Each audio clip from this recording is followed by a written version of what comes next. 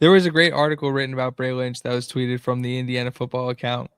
And the nugget that we got from that, Brad, which I obviously I enjoy reading all the articles that come out from the Indiana football account, but when I saw the article about Lynch, I kind of had an idea that they may put something about the center position or who would be playing center in that article. So I did skim it. I looked.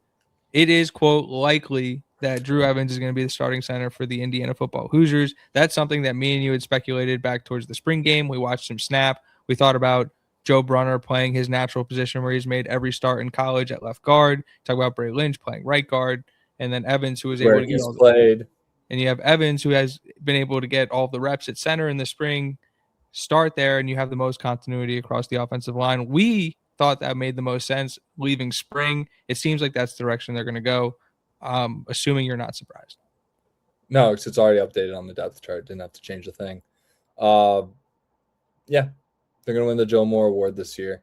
I'm super stoked for that unit. I think they're going to really, along with the defense, like those two units alone can get it done. And we have a great group of playmakers and skill guys on the offensive side, but between our defense and how loaded and experienced they are, combined with our offensive line able to control the line of scrimmage when we have the ball and be able to dictate the tempo, really control time of possession, considering those groups, that's been a big theme with Cignetti. We've been blessed with a lot of really talented skill guys and weapons and good quarterback play, which really helps us get over the top. But I think the thing you're always going to get from Cignetti is time of possession, and that's going to be the goal of how they're going to, dictate success and control the game and win most of the time. Whether they're in a down year or an up year, that's how it's going to be. And really, it's up to the skill guys to take them over the top. And it's going to be a fantastic unit. I think this is the best defense O-line combination they've had by far in the Cignetti era. So super pumped for this unit on the offense. And it's really going to help guys like Hoover and Marsh get up to speed because they're going to have more time to figure things out.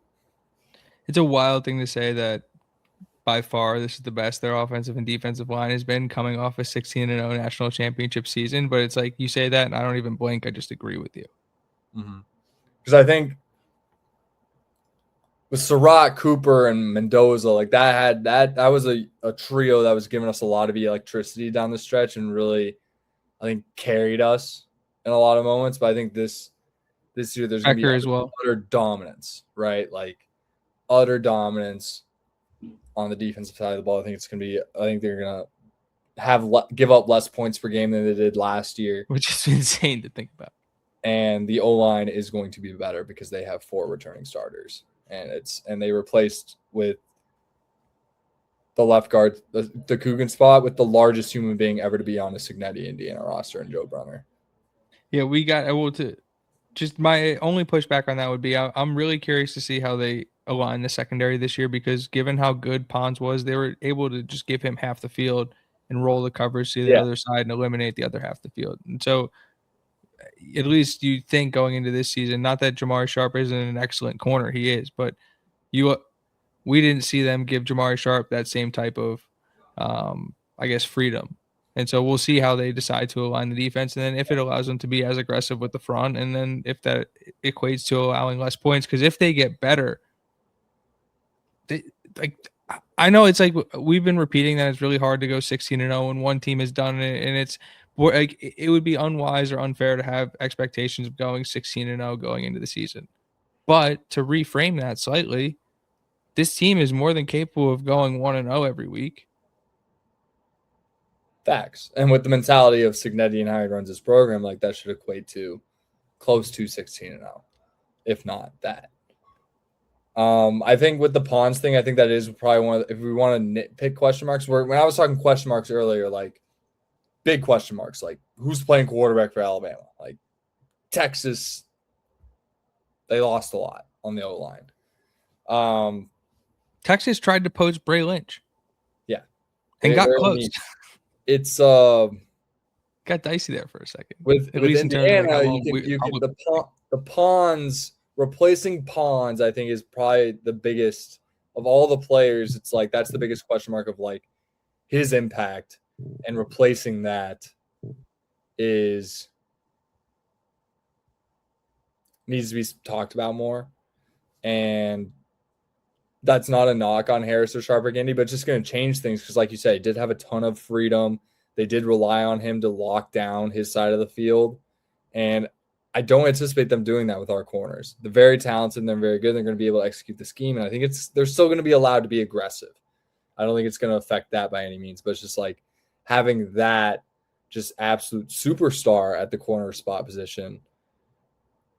It's going to be different. Like I don't know if it's going to be better or worse. It's probably not going to be better, but because it can't get any better, but I don't think it's going to be that much worse. Which is, I think, a more than fair way to look at it, given the way this staff assesses, develops, and then applies the scheme. So, but then to go back to your point of Joe Brunner being the largest person that this program has ever seen, we got the getting to know Joe Brunner, the sit down with Don Fisher that they've been doing with all the transfers. And probably my favorite quote from any of these dropped. It was Joe Brunner saying, "I love moving a man from point A to point B against his will, and I like protecting my quarterback." Mm. I like that too, Joe Brunner. Yeah, me too. I think he's going to be able to do it. I mean, he was like twice the size of Don Fisher. Like, he's the biggest head I've ever seen. Brad, I didn't realize how big he was until you said that, and I went back and looked at it, and I'm looking at it now, and like his head's 2 or 3 times Don Fisher. Yeah, his head's bigger than Don Fisher. It's ridiculous. He's a big boy. He's huge, and he's an original Bob Bostad guy. Yeah, this whole line's gonna be a unit. Now, is he too tall for Josh Hoover?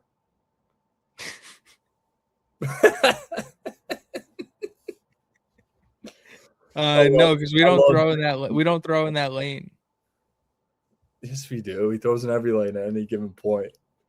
But I don't think it's gonna be an issue. I don't think it's my point. I was just bringing up potential. Like, I'm literally fishing for question marks. Is he gonna be too tall for?